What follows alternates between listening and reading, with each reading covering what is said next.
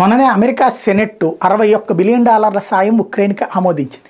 కాకపోతే ఇంకా కాంగ్రెస్లో ఆ బిల్లు ఆమోదం పొందలేదు. యూరోపియన్ యూనియన్ దాదాపు $40 బిలియన్ ఇస్తానంది, అది ఇంకా అందలేదు. అవి దానికి మేర ఆయుధాలు రావాలి.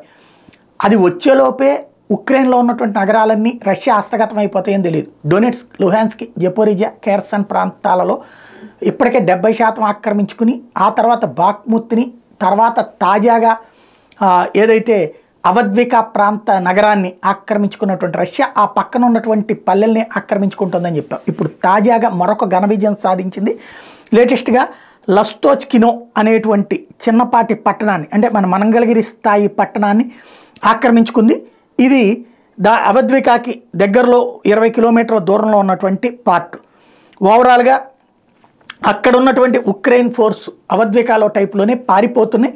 దాంతో ఆ నగరాన్ని స్వాధీనం చేసుకున్నట్టయింది.